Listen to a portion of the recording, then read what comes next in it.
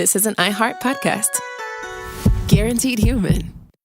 With no fees or minimums on checking accounts, it's no wonder that Capital One Bank Guy is so passionate about banking with Capital One. If he were here, he wouldn't just tell you about no fees or minimums. He'd also tell you about how Capital One cafes are open 7 days a week to assist with your banking needs. Yep, even on weekends. It's pretty much all he talks about, in a good way. What's in your wallet? Terms apply. See CapitalOne.com/bankguy. Capital One N.A., member FDIC. Brought to you by the Spam brand. I'm about to drop some sizzling hot knowledge, everybody. Did you know there's a blue can loved around the world with festivals dedicated to it? That's right, it's Spam Classic. The cultural icon went from fueling the world in the 1930s to earning its own museum. And today there are 12 mouth-watering varieties like teriyaki and Korean barbecue flavored, plus the original Spam Classic, ready to fry up in your favorite dish. Fans everywhere, keep sizzling it up, breakfast, lunch, and dinner. Spam brand, sizzle pork, and Learn more at spam.com. Welcome to Stuff You Should Know from HowStuffWorks.com.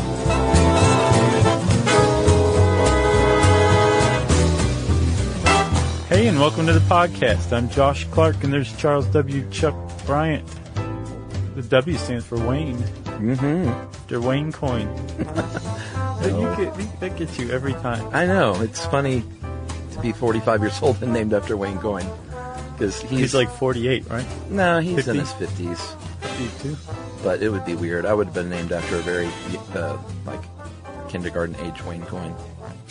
Right. You know. Maybe your parents were friends with his parents and they really thought a lot about him. Boy, he's a real achiever. Right. That Wayne Coyne's going places.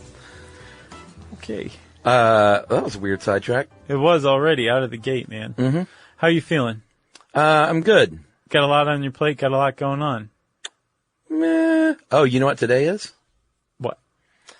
Dude, today is the day that I leave this office and I go to a shop in Inman Park and pick up 4 brand new Last Chance Garage hats. Oh, wow. It's a big day. Very big day. Big day. So I have a couple of people I'd like to thank. Uh-huh. It's a bigger deal than it should be for a grown man in a hat, but we all understand. First of all, Katie, my custom patch maker. This is really where it all came together. If the patch isn't right, the hat's not right. Right. Katie killed it. It looks identical. And you can find her work at tulipcake.com. Nice. TULIP cake. And I said, people might ask you to make them Last Chance Garage patches. Did you have her destroy the mold? And I said, it's on you. It's up to you legally. I'm just saying you might get requests. You should have been like Ivan the Terrible, who blinded his architects after they built his palace. No, I don't care. I'd love to see these things around. And Lamood Big Hats, LAMOOD, for big heads. Because part of the problem was finding, a big and tall hat? Yeah, man, the problem I have with hats these days, I don't look like I have a huge head, but they just fit so snugly and they don't go far down enough on my head. So I finally looked up oversized hats and found Lamood hats. And dude, they're exactly like the old hat. Nice. Except it doesn't stink. Oh yeah. Nice. Like these are great. I got 4 brand new That's an ones. improvement for sure. So are you going to put one in like the seed vault in Norway? Probably one there. There'll be one in the nuclear suitcase. And I'll wear the other 2. At the same time. At the same Front and back like Sherlock Holmes. That's right. Anyway, I'm super excited. So that's pretty cool. Thank you to Katie and Lamood Hats for allowing me to spend too much money getting 4 hats remade. And speaking of, while we're thanking people, we owe a long overdue thank you to a guy who made us a really cool sign. Oh, you mean the sign this guy made for us like 7 years ago? Yeah, his name's Matt Street. He's at fatbison.com, and he made a really cool wood-carved sign. Yeah, it was in our TV show. It was. Like the production company got clearance rights for it and all this stuff, and we love the sign, but we just forgot to ever thank Matt. So, Matt, thank you so much for the sign. We love it. We have it hanging here in the studio. It is a work of art, and we appreciate it, and we're sorry for the oversight. Yeah. Okay. Is that all the thank yous? I think so. Let's talk about the misery index, huh? Yeah. What a great transition. Have you, had you heard of it before you came across this article? Yeah. I didn't know a lot about it though. And, apparently it's gone a little bit out of fashion lately from what I understand. Yeah, I think so because, let's get into it. Okay. it turns out economics as a whole is in danger of going out of fashion. I read this really interesting article on Aeon, which is maybe the greatest website on the planet. Okay. AEON it might be .co because I think it's British. About a lot of websites. I think I say it about Aeon a lot. Okay. And it just seems like I'm talking about different ones. But there's this article by Alan J. Levinovitz, and it's called The New Astrology. Mm-hmm. And he basically makes a parallel between economics and economists and economic theory when you take economics and try to apply it to future forecasting. Right. And the BCE Chinese astrologers that basically directed the way that the economy or the government was going to move based on the movements of the stars. So what are they saying? You might as well just do that? He draws some pretty interesting parallels between the two. That economics in and of itself is not necessarily flawed, but when it's used to forecast the future, then it becomes inherently flawed. Yeah. And this article really kind of cements that. A little bit. Yeah, to an extent. I mean, the misery index is a legitimate economic tool, and it's hit or miss in a lot of ways. Yeah, I think one thing that hit home to me with researching this is it just seems impossible to say that there's one correct way of doing things. Right, or that is absolute. And you're like, if you do things this way, then there will be nothing but growth in jobs and the GDP and GNP. And it just doesn't seem to work that way. Right. I think the problem is that if you listen to economists, they like to act like they do have a handle on that kind of thing.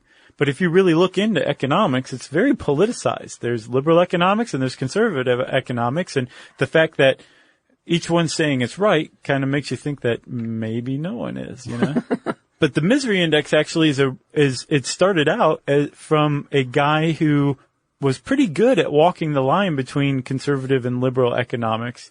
A guy, what was his name? Okun. Yeah, Arthur Okun. Right. And he worked on Kennedy's staff, his Council of Economic Advisors, John F. Kennedy, that is.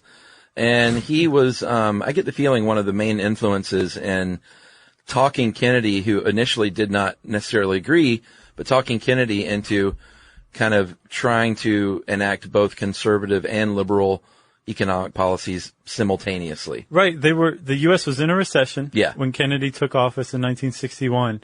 And they talked him into not only increasing government spending, like welfare programs, they raised the minimum wage. Yeah. And, some other stuff like that. But they also cut taxes. Yeah. Which you do one or the other. You cut taxes and hope everything goes for the best because businesses will start investing in spending, or you start investing in welfare programs to help your ailing lower and middle classes, right? You don't do both. Yeah. And Kennedy did both, and it was successful. Yeah. At first he said, I don't know about this. I don't know about this, Arthur. Mike Kennedy sounds like a robot. Mine kind of did too, actually. Yours is fine. But Arthur, Mr. Okun. I think Okun. It's a weird name. O-K-U-N. Mm-hmm. He talked him into it and said, trust me. And things worked out in that case. Yeah, well, and a lot of guys, including Okun's names, were made by this advice that panned out. Like the U.S. entered a boom. Yeah. And, Okun ended up as being the head of the Council of Economic Advisors for Kennedy's successor, Lyndon Johnson, right? Yeah, and one thing that economists love to do is, they love to forecast and all that stuff, but it's all about data.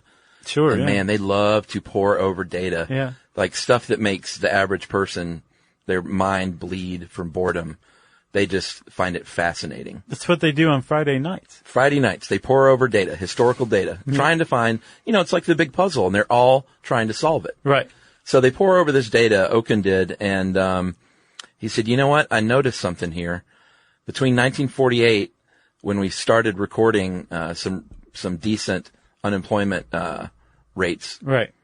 Which I didn't know. I didn't know we started that in 1948. Yeah, it seems like it would have gone back before then. But between 1948 and 1960, he said, you know what? I've noticed that the gross national product rises 3% for every percentage point that unemployment falls with the caveat that unemployment has to be between 3 and 7.5%. Right.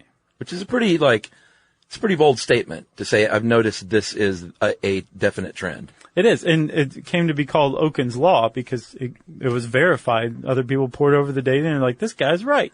Man, he just keeps coming up with hits, doesn't he? That's right. And the reason you would want to know some arcane piece of data like that is that if you know that that's the case, then you can say, well, if we attack unemployment, can get it down a couple of points, we can, raise GDP or GNP, by 3% every time we drop it. So when we need to bulk GNP up, we just attack unemployment, right? Right. Easy peasy.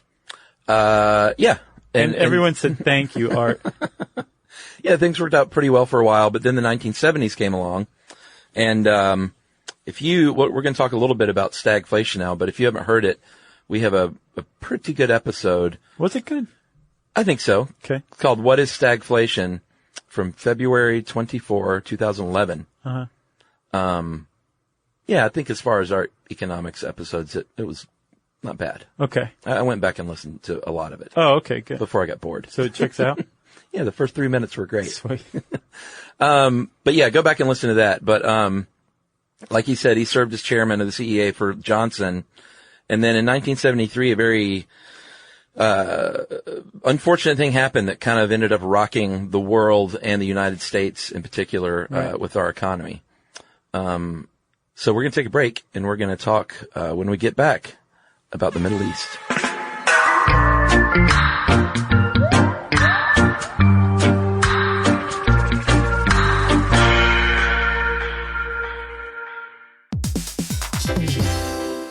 Stuff You Should Know is brought to you by the Spam brand. Here's some sizzling hot knowledge for you. Did you know there's a blue can found around the world that's so beloved there are entire festivals dedicated to it? Are you talking about beer? No, it's Spam Classic, Chuck. That's right, and it's also delicious. That cultural icon went from the meat that won the war in the 1930s to having a museum dedicated to it. Today there are 12 mouth-watering varieties like teriyaki, tocino, and Korean barbecue flavor, just to name a few. And, of course, Spam Classic, all waiting for you to fry up into your favorite Spam dish. There's simple crowd-pleasing dishes like Spam Classic and eggs, or flavorful cultural favorites like Spam Musubi, a perfectly fried Spam slice on a bed of rice wrapped in nori. It's a sweet yet savory Hawaiian favorite. So, while we serve up cans full of wisdom, you need to sizzle up some Spam Classic and bring that crispy on the outside, tender and juicy on the inside goodness to your next dish. Spam brand, sizzle, pork, and mmm. Learn more and get sizzling at spam.com. Hey, it's us, the Jonas Brothers, and guess what? We have some big news. What's the news, Nick? Huge news. We created our own podcast called Hey Jonas. We invented a podcast? Well, we didn't invent it. We just We're contributed the to first people to do podcasts. pretty wide range of We're podcasts starting that a are out there. trend. But this one's extra special. So how do we actually come up with the name Hey Jonas, guys? I honestly don't remember. I think it was on a call about what we should call it, and Well, we were thinking originally calling it one of the early names of our band before Jonas Brothers. This is how you guys remember it going down? Yes. I have a very different memory of this. We were talking about a bit for the podcast where people could call in and say, Hey Jonas, and then I wrote down on my little notepad, Hey Jonas, and offered it up as a potential title for the podcast. But thanks for remembering that, guys. Listen to Hey Jonas on the iHeartRadio app, Apple Podcasts, or wherever you get your podcasts. Just listen. We don't care where you hear it.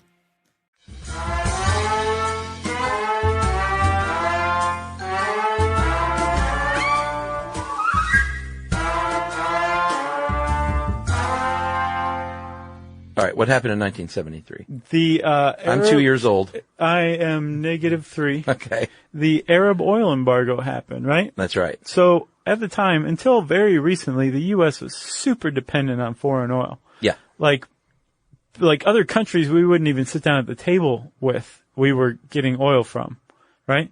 Yeah, we're doing better now Yeah. with our dependency, but back then, very bad. Very. And it was a source of anxiety for a lot of people, and that anxiety actually panned out. So in 1973, Egypt and Syria and a few other Arab nations invaded the Golan Heights and the Sinai Peninsula to attempt to take back land from the state of Israel, right? That's right.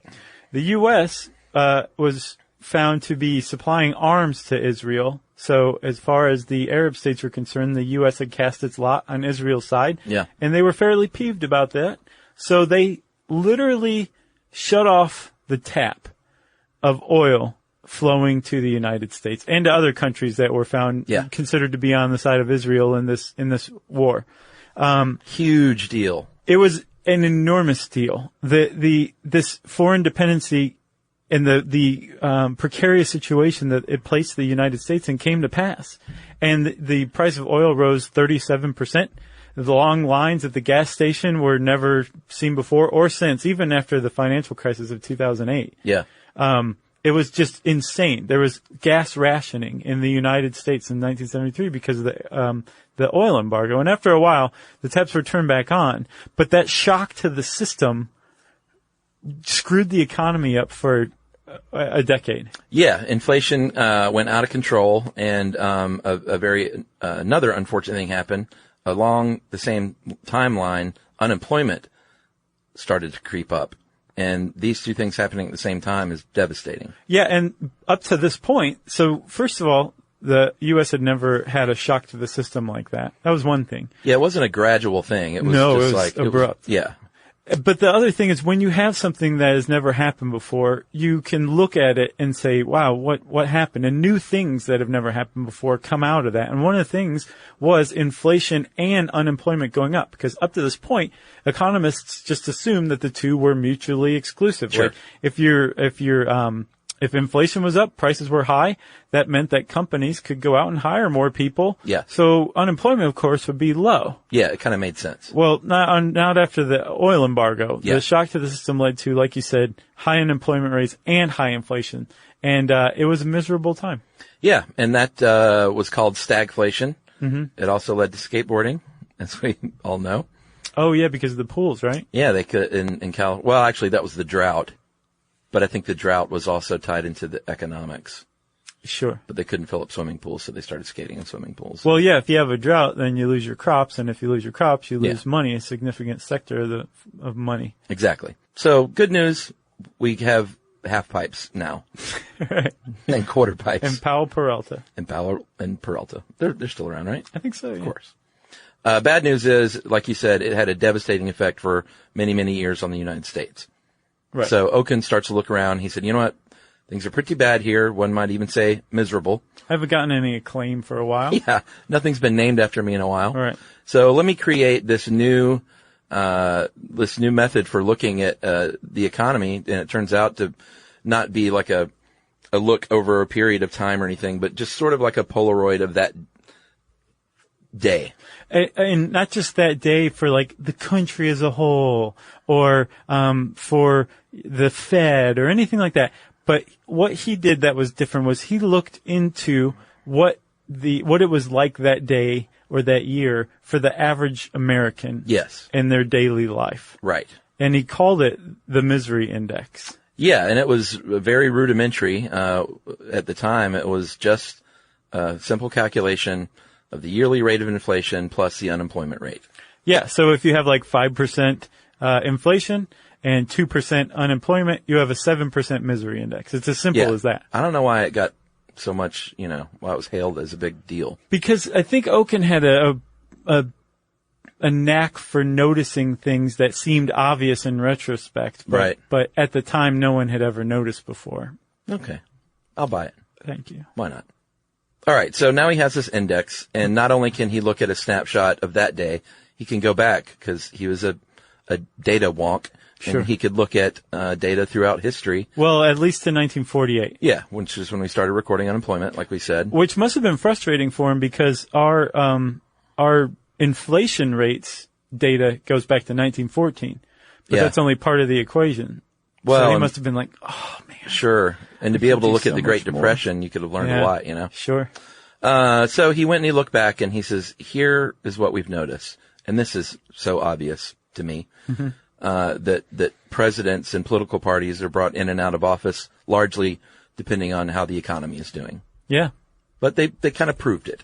But not even just how the economy is doing. Like he was saying, like the misery index, you can use it to predict whether the presidency is going to change hands politically. Yeah. So 1956, misery index is 6.53, which is great. That's during Ike. Yeah, very low. Mr. Eisenhower, President Eisenhower, and he got reelected because things were pretty good. Right. As far as the misery index goes. Yeah. Yeah. Everybody was pretty happy, even though they didn't really know what the misery index was because it wasn't invented yet. Right. They just had a general sense. Well, yeah, they didn't call it that at the time. No, they're just like, seems fine to me. You miserable? We like Ike. No, Nope. I'm not miserable. Are you? So in 1968, Johnson came to the end of his term, and the misery index was up to 8.13, and then he had his Democratic successor, Hubert Humphrey, in line, and because the thing had crept up, people a little more miserable, and they says, no, get out of here. I want Mr. Nixon in office. Right. And I guess I'm not sure about this, so I don't understand why Johnson was replaced by Humphrey by the Democrats. And this article, and it seems to be because of this misery index that it would have predicted that. But he was the incumbent president. Oh, was he only a one-termer? Let's see. So he would have. I should know this. No, he was a one-termer. Technically 1 1/3 or 1 1/4 because he took over after Kennedy's assassination. But if his term was up in 68, then he would have won the 64 election. So he technically, I think, would have been able to have been president again. I'm not sure. We could have found this out too. Sure, but I'll bet there's somebody out there who can explain it to us. And Sure. if so, email us, will you? At any rate, Nixon gets elected, and the misery index shot up to 11.67 during the first term, but then started to decline enough that he did get reelected. But then in 1974 with Watergate, the misery index leapt all the way up to 17.01. That's not good. No. That was the all-time high at the time, from what I understand. I think so.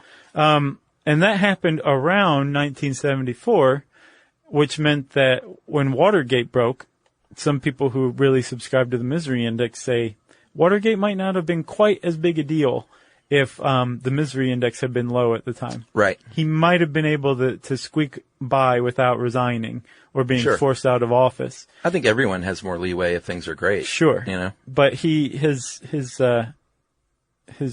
currency had been spent. Man, I watched All the President's Men a few weeks ago again. Yeah. You ever seen that? No. Great movie. Yeah. I've always meant to. Really, really good. And just sort of like, they don't make a lot of movies like that anymore. Spotlight reminded me of All the President's Men. Sure. I haven't Just seen like- that one yet either. It's good. It's just, I call it movies for adults, you know. There's no chase scenes or anything remarkable. It's just good, dramatic movie making. Yeah. Good stuff. Anyway. Wait, what's wrong with chase scenes?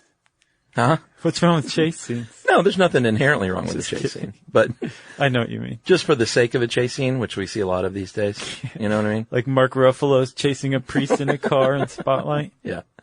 Where were we? Okay, we were with Nixon. Well, not with Nixon, you know what I mean. Ford comes in office for a short time. And he actually managed to get the misery index Sure. down. Oh, well, I think just the fact that Nixon was out, I think that probably helped. Yeah. You know, Yeah. and inspire like consumer confidence and the like.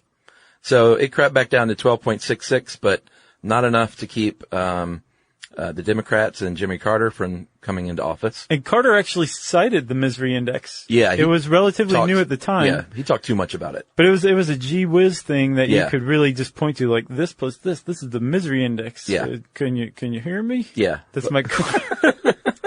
But That was his famous quote. Can you hear me? it came back to haunt him, though, to say the least, because he talked a lot about the misery index, and then in his term, it reached an all-time high of 21.98.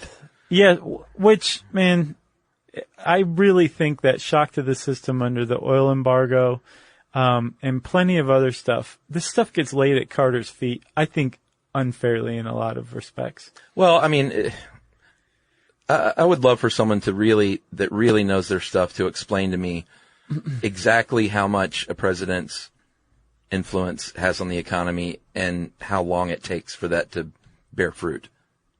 Yeah, I would love to know that too. I think, though, the guy who came after Carter, Reagan, is a pretty sterling, unassailable example of an impact a president can have on the economy.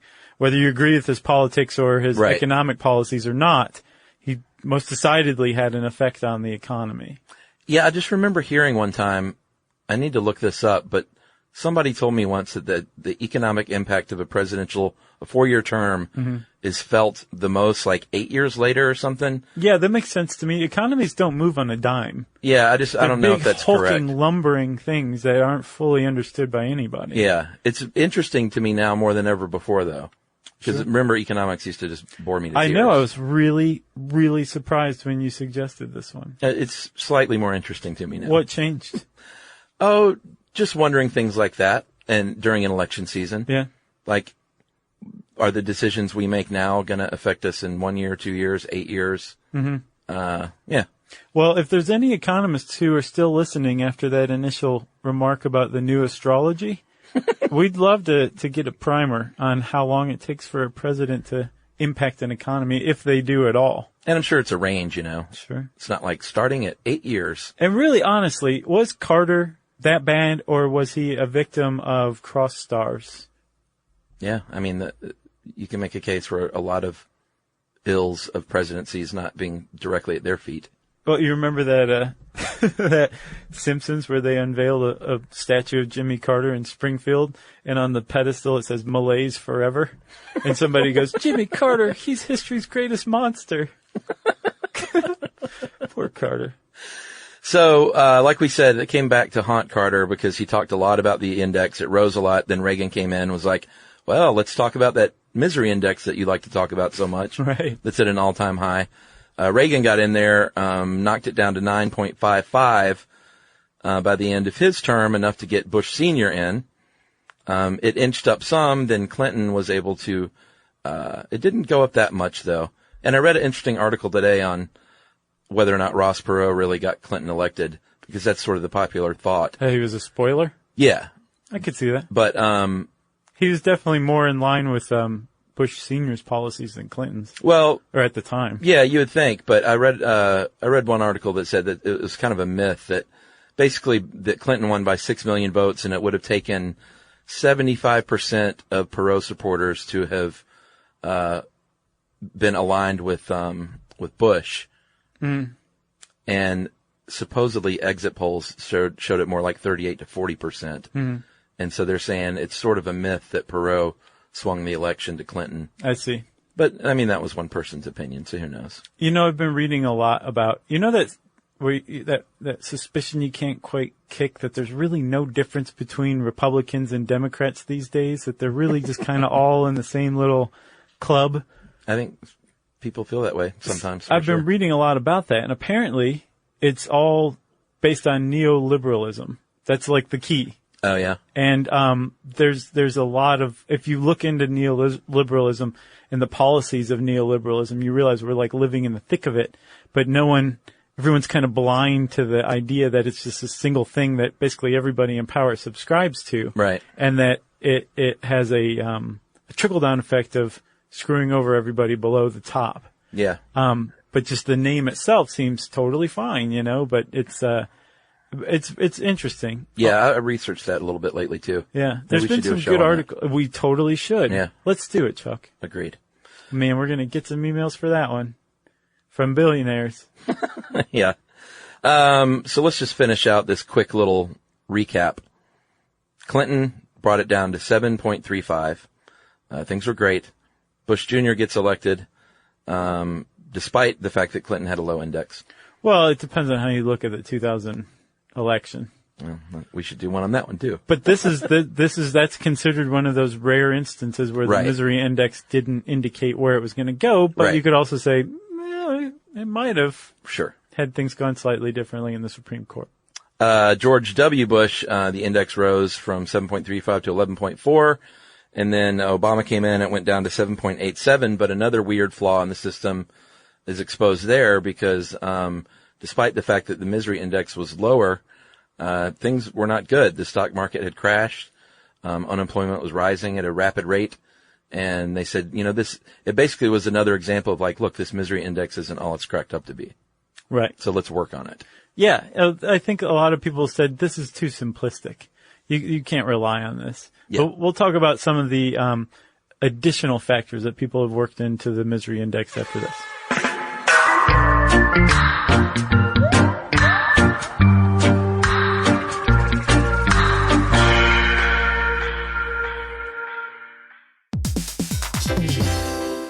Stuff You Should Know is brought to you by the Spam brand. Here's some sizzling hot knowledge for you. Did you know there's a blue can found around the world that's so beloved there are entire festivals dedicated to it? Are you talking about beer? No, it's Spam Classic, Chuck. That's right, and it's also delicious. That cultural icon went from the meat that won the war in the 1930s to having a museum dedicated to it. Today there are 12 mouth-watering varieties like teriyaki, tocino, and Korean barbecue flavor, just to name a few. And, of course, Spam Classic, all waiting for you to fry up into your favorite Spam dish. There's simple, crowd-pleasing dishes like Spam Classic and eggs, or flavorful cultural favorites like Spam Musubi, a perfectly fried Spam slice on a bed of rice wrapped in nori. It's a sweet yet savory Hawaiian favorite. So, while we serve up cans full of wisdom, you need to sizzle up some Spam Classic and bring that crispy on the outside, tender and juicy on the inside goodness to your next dish. Spam brand, sizzle, pork, and mmm. Learn more and get sizzling at spam.com.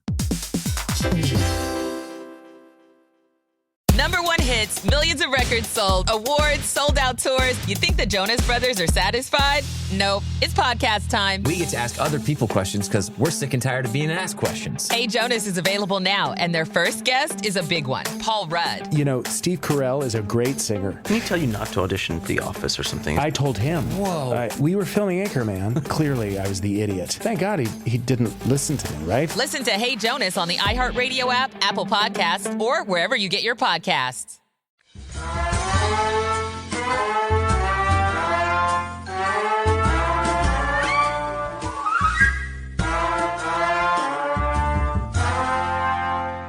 All right, Chuck. So the misery index, Oken, everybody's happy with him. Yeah. But they're like, this is just too simple, especially in what's called the post-stagflation era after the oil embargo. Yeah. And so some people have said, okay, there's other things you can add in to give a genuine, true snapshot of what the conditions are like on the ground, as it were, right? Well, yeah, not only what the conditions are, but whether or not performance over a period of time is getting better or getting worse. Yes. And, rather than say, under this president, the misery index was this, and it gives you a pretty good idea. Yeah. This one guy, named, Robert Barrow, he wrote a 1996 book called Getting It Right, Markets and Choices in a Free Society. And in it, he takes the misery index, Oken's misery index, and he says, we can add some stuff to this to make it an even clearer picture, yeah, not just of the conditions on the ground, but you can take it and apply it genuinely to a president's entire term to see just how good their economic policies were or weren't for the health of the economy. Yeah. And he added some other stuff. Yeah, right? He added 4 main new measurements. Took the inflation rate during the last year of the president's term, compared it to the average inflation rate over the entire course of the subsequent president's term. Which is based on what you were saying, that like a 4-year term, right, the effects are felt like years down the road. Sure. So I think that's what he was doing there, right? Yeah, it makes sense. Did the same thing with the rate of unemployment. That was number 2. He added in changes for the 30-year government bond yield over a presidency. And then finally, he said, I need to look at the difference between the long-term GDP growth and the real rate of growth. Right. Compare all these things along with the original, this plus this equals this. Right. And with the real growth rate, that's where you take the actual change, either the shrinking or the growth of the economy, the GDP year over year, right? Yes. And he took that for year after year over the course of a presidency and averaged it out, I guess. That's right. Yeah, and he came up with what's called the Barrow Misery Index. And a lot of people think that that's where the Misery Index started, when in fact it was Oken who came up with it about 20 years before Barrow took it up and improved it. Yeah. So under Barrow's Misery Index, Clinton and Reagan, that's Bill Clinton, of course, came out on top. Mm-hmm. And then a guy named Steve Henke, about 10 years later, this was originally in 1996, and then Henke came along in 2006 and said, you know what, we need to add even more things. And this all just makes sense. You need to, if you want a more detailed picture, then add more detail to the data going in, you know? Right. So he said, we need more detail. Why don't we do this? Let's measure inflation and unemployment like we're doing. And then let's now add interest rates and subtract annual percentages from the GDP to get a more accurate picture. Right. And he said, you can use this anywhere. You can use it all over the world. Well, that's what he did, and that's kind of what made his version of it pretty famous. He figured out how to apply it to other countries, even countries that used price controls to keep inflation in check, which means inflation is held back artificially. So Henke looked into other things like the exchange rate in the black market in a given country, that kind of thing. And he figured out real inflation rates, and he applied it around the world to find out what country is the most miserable and what country is the least miserable. And what he found in 2014 was that the most miserable country in the world was Venezuela, which had a Henke misery index of 79.4. It's pretty high. Very high. And then Japan had the lowest misery at 5.41. Yeah, the U.S. came in at about 19, correct? I think 11. Oh, 11th? Yeah. No. 11 was our... Oh, I'm sorry, 19th. Yeah. You're right. Ranked 19th. Yes. With an 11 rating. I didn't hear the... Yeah, that's because my tooth is still gone. You'd think it'd be more pronounced. The THs. If it were 19th, I would have heard it clear as a bell. August. Can't get here soon enough. So, there are critics of this one too, though. There's critics of all these indexes. Well, yeah, a lot of them say, no, still too elementary. Yeah. Some people say this is all just trite.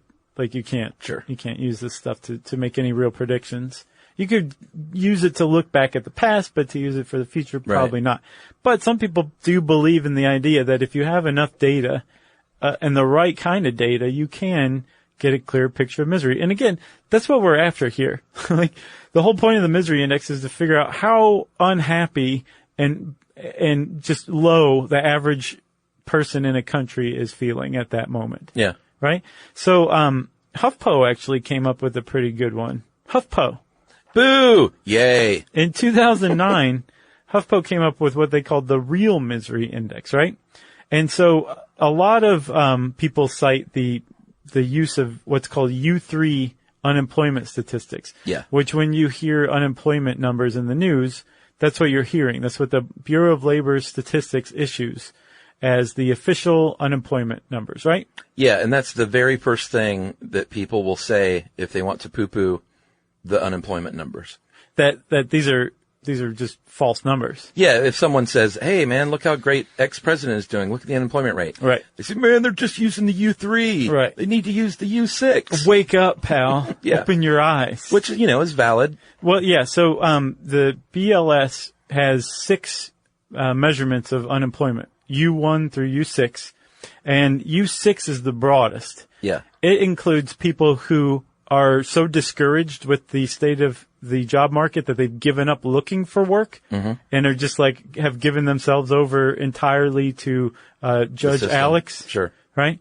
And then it also includes people who are working part-time but wish they could work full-time, but there's no full-time work available. Yeah, like I'm a graphic designer, but I work at Starbucks. So that's the U6 measurement. And that's considered the broadest snapshot of unemployment, the real vision of unemployment. Yeah, like you said, mostly they use U3, I guess because it's in the middle. I mean, U1 they would never use.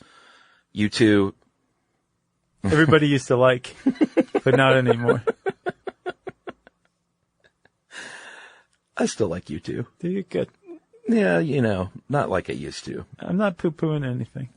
But I did see that concert they did on HBO. Uh-huh. And I have to hand it to them. My big problem with U2 for years was they just got so out of control with those live shows. Like these giant spider spaceships and things. And right. I was always of the belief that, man, you need to go back to basics and just get up on stage and play again. Yeah.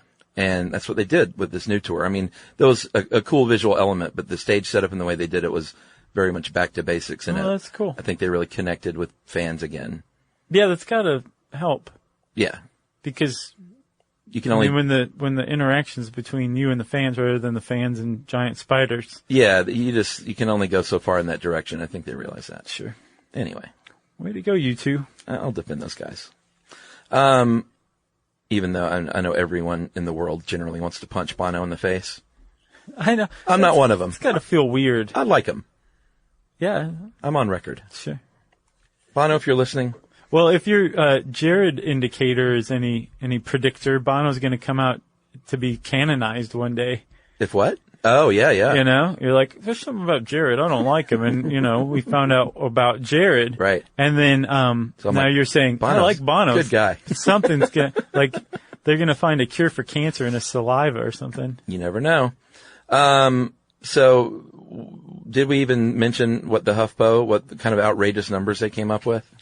No, well, we didn't mention everything they used. We were talking about the U6 measurement. HuffPo used that measurement. The most extreme one. Of unemployment numbers. They also used other things like the inflation rate of food and drink and fuel and healthcare. Mm-hmm. Because the misery index just uses the consumer price index, which is inflation as a whole. Right. HuffPo used the inflation of some really essential things that people can't do without. Yeah. And where you're going to immediately feel the pinch when prices go up with those things. Key factors. Right? Mm-hmm. They also included the rate of credit card delinquency, the cost of housing, how many people are using food stamps. Yeah. That seems like a smart move. Totally. Home equity loan deficiencies. I guess people who are late on their payments. And then they took the average of those 7 numbers and added it to the U6 unemployment numbers, which here you can step back and say, wait a minute, how are you adding this together? How does this make any sense? You can't just keep adding things. Right. And really you can take that all the way back to the initial misery index. Like, what? You're just adding unemployment percentage and inflation and all of a sudden you have a magic number? That doesn't make any sense. This HuffPo metric really points out the inherent flaw in it, I think. Yeah, because in 2008, the Oken misery index was 8.1, but HuffPo's real misery index, aka you think things are bad, here's how bad they really are index, was 29.9 compared to the 8.1. Right, and some people are like, oh, well, that just shows how off the Oken misery index is. Yeah. Who knows? I know they quit doing the real misery index at HuffPo like 5 years ago. I think it was am I going to call it a stunt? It was a bit of a stunt. Maybe. But I'm sure really what happened was the writer who was contributing it for free, left for a paying job. That's probably what happened to the HuffPo Real Misery Index. Yeah, you're probably right. I was reading this guy, Tim McMahon. He has a site, or he writes for a site, I'm not sure if it's his or not, called inflationdata.com. Jim McMahon? Tim McMahon, his brother. Gotcha. Not the Super Bowl shuffle. No, his brother. Okay. So he mentioned this 2001 paper that concluded that unemployment causes 1.7 times more misery than inflation. And so if you're doing any kind of misery index that uses those two, you need to first multiply the unemployment number by 1.7 before adding it to the inflation number to properly weight it. Yeah. I'm like, how did they come up with that? So I looked at the paper and it was actually pretty clever. There's like 23 years of this survey of life satisfaction and happiness that these researchers looked at back in 2001. And they found that, economically based or just like how happy are you? No, here's the thing. It was how happy are you? It was like a single question, like, would you say, based on how you're feeling right now, that you are fairly satisfied, unsatisfied, very satisfied with your life right now, right? And then they took that measurement for that country as a whole. And you can do this for any country that participated in the survey. And then they looked at inflation, and then they looked at unemployment for those years. And they could figure out the variation between, or the interplay between unemployment and inflation and satisfaction. And they found that that unemployment was 1.7 times more miserable than inflation in regards to life satisfaction as that survey goes. It's pretty clever. Yeah. It's a lot of hocus pocus, but I thought it was pretty clever how they did it. That makes sense to me, because to be without work, like if you have a job and inflation is happening, you still have your job. Sure, and you're like, man, this sucks to pay this much more, but you could still conceivably pay for it. Yeah, I'll cut back here or there. Right. If you're unemployed, then there's not a lot of hope. Right. Yeah, that number might be conservative. Even. Yeah, I agree with you. Very interesting stuff, sir. So that's it, man. That's the misery index. Mm-hmm. You got anything else? No, but I'm looking forward to hearing from economists that. Me too. Like in an unbiased way, try to explain things. Me too. If you send just these crazy political emails, and they're going to fall on deaf ears because everyone yells at each other that they're right. I just want to hear some real numbers. Yeah. Do it, Chuck.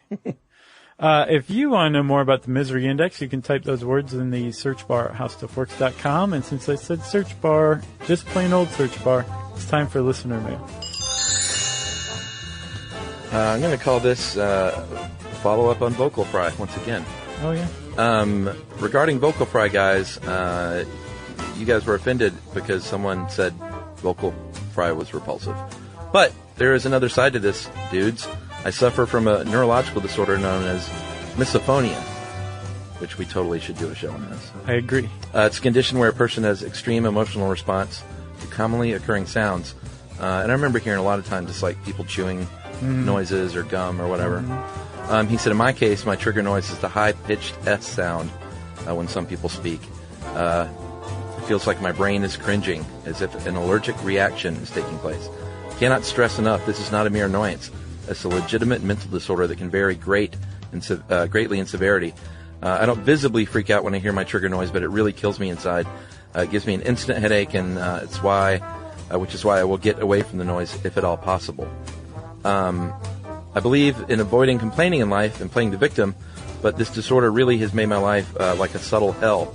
It's been especially toxic to my family relationships and my ability to learn in school. I felt compelled to email you guys because you definitely appreciate interesting medical conditions. I think it would be a great topic for a show someday. There's a documentary about it called Quiet Please.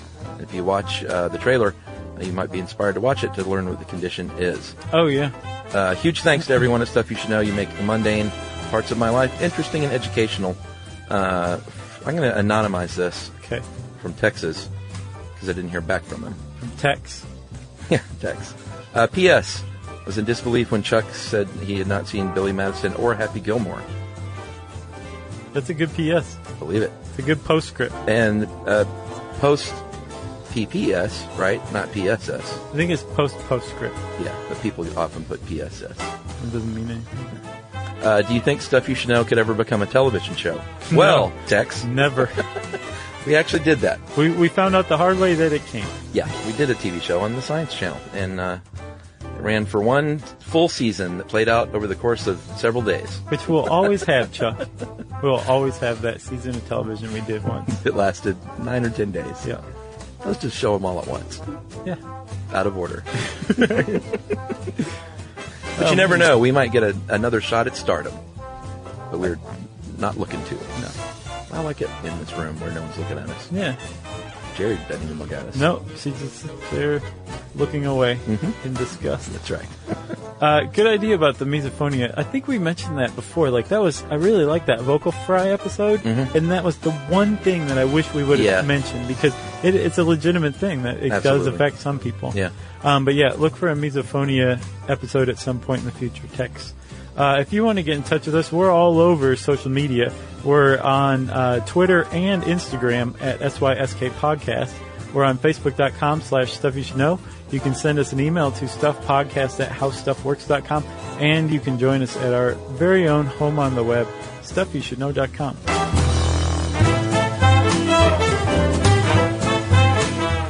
For more on this and thousands of other topics, visit HowStuffWorks.com.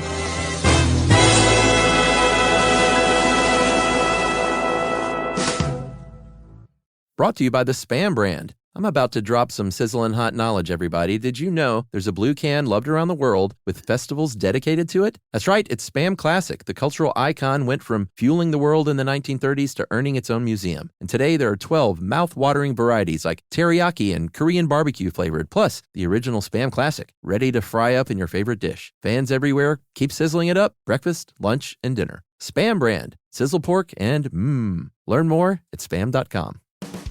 Hey guys, it's us, the Jonas Brothers. I'm Joe. I'm Kevin. And I'm Nick. And guess what? We created our own podcast called Hey Jonas. We invented a podcast? Well, we didn't invent it. We just contributed to it. We're the first people to do podcasts. We get to ask other people questions because we're sick and tired of being asked questions. Well, sick and tired is a strong way to put it, but you know. Tired and sick. Tired and sick. Listen to Hey Jonas on the iHeartRadio app, Apple Podcasts, or wherever you get your podcasts. Just listen. We don't care where you hear it. This is an iHeart podcast. Guaranteed human.